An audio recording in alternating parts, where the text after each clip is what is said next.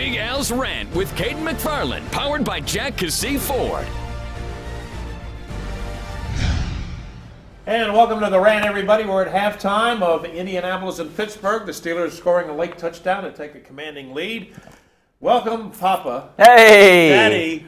You said that earlier. First time somebody'd send that to me, actually. Hey, Pop, That's how a you little doing? different. Thank you. Congratulations. Stanton Charles McFarland. Charles McFarland. Yeah, everything's is, good. 5 days old. I know everything you need to know 5 days in. Day 6, I have no idea about parenting, but through 5 days. Kid doing push-ups yet? Pull-ups yet? He's not doing push-ups. If he's my kid, it's going to be a while. He's going to. Thank you to you for working all these days in a row. This man right here. Wow, but the kid looks just like you, red hair and all that does stuff. Look a lot like him. Poor kid. I was hoping he would look more like his mom, but yeah, my baby picture and his spitting image. There you go. There you go. Well, congratulations. Thank That's you. awesome Appreciate stuff. that. Congratulations to OU. Congratulations to OSU. Congratulations to TU. Congratulations to Arkansas. We've got a all great got their slate, don't bowl we? assignments today, and the big one in Norman today. As we roll this video, we want to show you OU awaiting their assignment. They thought they'd be 3. They wound up number 4 as they all watched the playoff show this morning. And the only ones not present, Baker Mayfield and Bob Stoops. Only those guys. Only those guys. Yeah, So they were out gallivanting around the country at a banquet. Right. All right, so this is what they saw the moment their name was released. Let's listen. That means Clemson on New Year's Eve will start its path toward a championship against Oklahoma.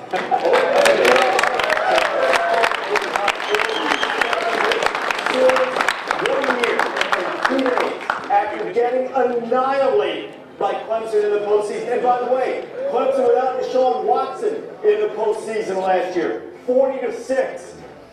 So, that'll give us, a lot of incentive and motivation, but it still gets down to you got to beat a really good team. I like that. I like the fact that we're if there's 4 teams and then they ranked us last. I think that does play to our advantage a little bit. Regardless of like I said, who we playing, it don't matter. We're in. I'm just looking forward to another great game. You take any offense at dropping from 3 to 4? No. To me, it didn't matter where we played, who we played. I'm just looking forward to the game. We have that feeling of being a little bit disrespected and everything. And it's much respect to all the other teams, but I like being in the 4 spot rather than the 1 spot. No, I don't think this is just your average bowl game. I mean, this is different. So this is new to us all. But this isn't your. We're not going to the Russell Athletic Bowl. The Russell Wilson right about sweatpants that. bowl. Yeah. Nobody respects us. We're number 4 in the country. Nobody respects favorite us. over the number 1 team in the country. That's all. They get no respect at all. It's really I something see it how every year. teams love to play the no respect card. Everybody People's wants been to. saying we've been, we didn't deserve it. They're going to come up with that one. Please give me a break. And how about the 40-6 thing? I mean, that's a storyline in this way. They turned things around in an incredible manner since that 40-6 loss, which was embarrassing and humbling, and Bob Stoops changed things, and these kids responded.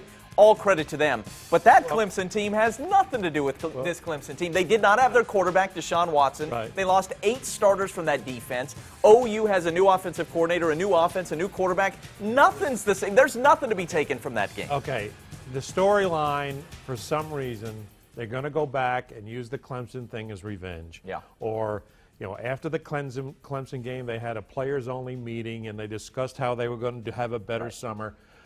To me, the comeback started after Texas. Do you know how bad they played against Texas? They all thought there's no way we're going to a playoff after the way they played against Texas. Even Ty Darlington admitted that today. So, it sounds like a great storyline that they started after the Clemson game. Right. They had to regroup after the Texas game, big time, and they had to have luck on their way. They played 3 games without a starting quarterback. More power to them. They averaged 55 points a game or whatever it is. So they're in the playoffs. But please don't sit there and tell me, we went through all these things during the summer and we finally got. No, come on. It's every team can play the no respect card. You don't think Clemson's going to do the exact same thing? Yeah. They're underdogs. They're number 1. Yes. They're 13-0. They've got some ammo, And no they're doubt. 2.5-point underdogs. No doubt. I think this is a great matchup.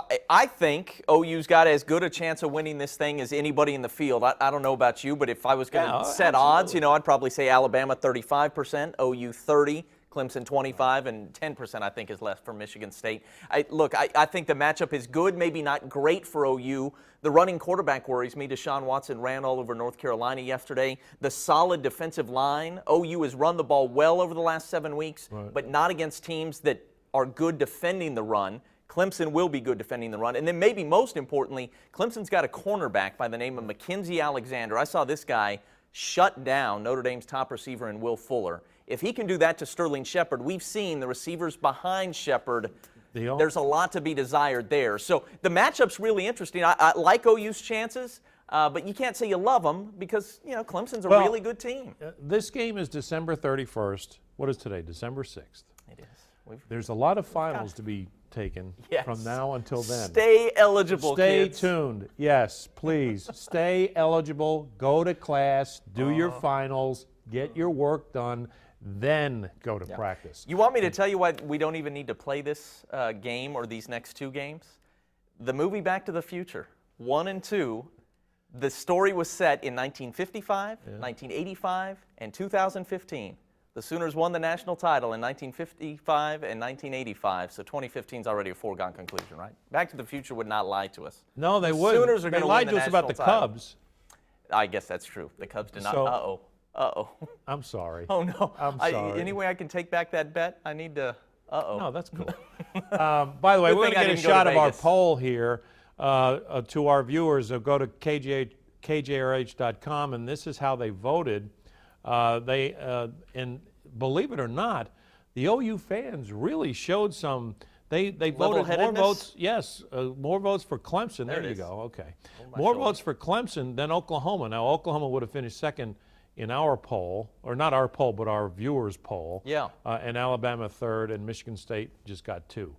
Man. There you go. That Our was viewers our putting OU yes, third. objective. I'm impressed. Are they not?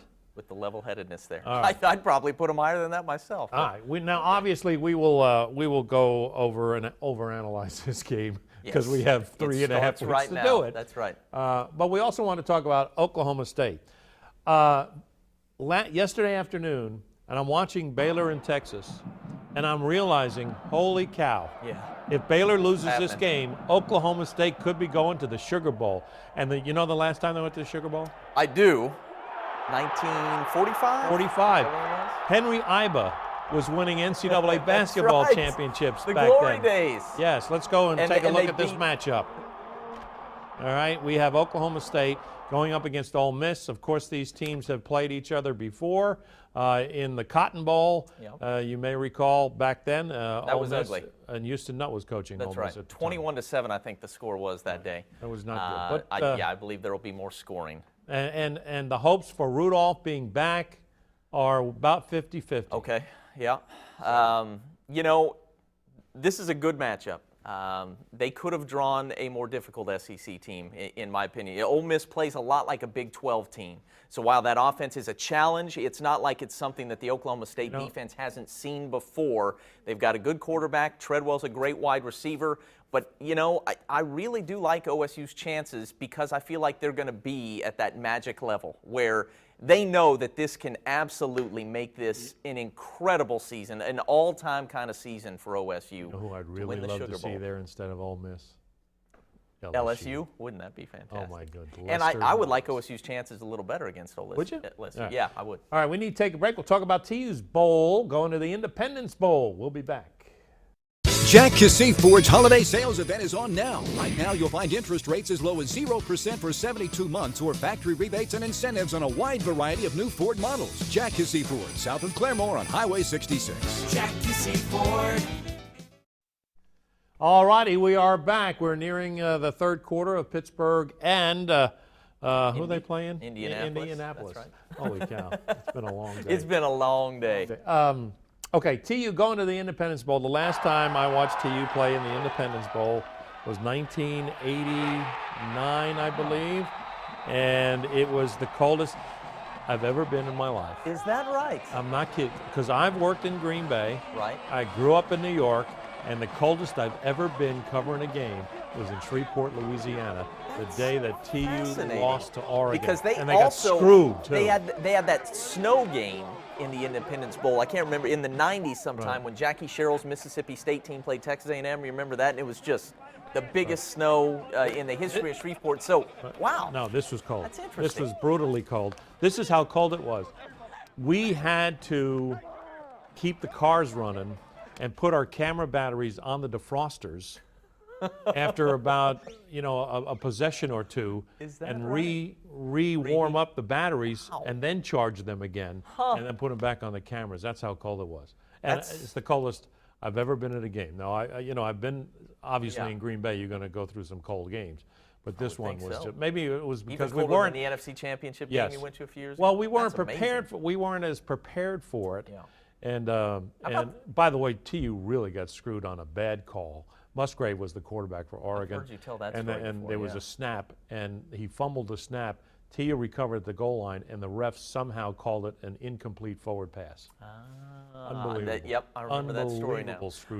This is a pretty good little matchup we've got, right? Frank Beamer, one of the great coaches of the last 40 years in college football. He's only been, but anyway. His final game. Virginia Tech's next head coach will be Justin Fuente, a Tulsa native. You get Tulsa taking on one of the big boys from a Power 5 conference in Virginia Tech. I love it. And of course, the Golden Hurricanes turnaround has been fantastic this season. Getting to 6-6 was the goal, and there they are, 2 6-6 teams. As far as matchups of 2 6-6 teams go, this is one of the best. This is neat for TU, day after Christmas. I really don't like a team that has to go up against a coach. Oh, I hate it. Yes. Coaching his last game. Yeah, you're going to lose the sentimental department. I remember Lloyd Carr, Michigan's coach, who had a great career, going out and beating Florida, who was heavily favored in his final bowl game. I remember Bobby Bowden winning his final game as Florida State's head coach in a bowl game where they were an underdog, and obviously Virginia Tech will not be the underdog here. So you're right. There will be plenty of motivation on the Hokies side. But Tulsa, now you're playing with house money. You've accomplished everything you need to accomplish. Now you get the 15 extra practices, which was a huge part of why this goal was so important. You can go out and play loose. And as we know, this offense can move the ball some. And I'd love to see where they'll be 15 practices from now. Let me put it that way. It's feeding time. It's time. Yeah, that's right.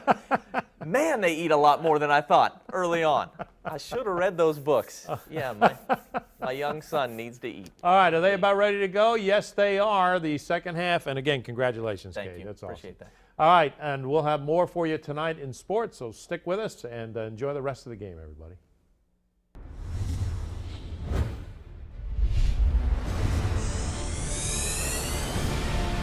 Big Al's Rant with Cayden McFarland, powered by Jack Cassey Ford.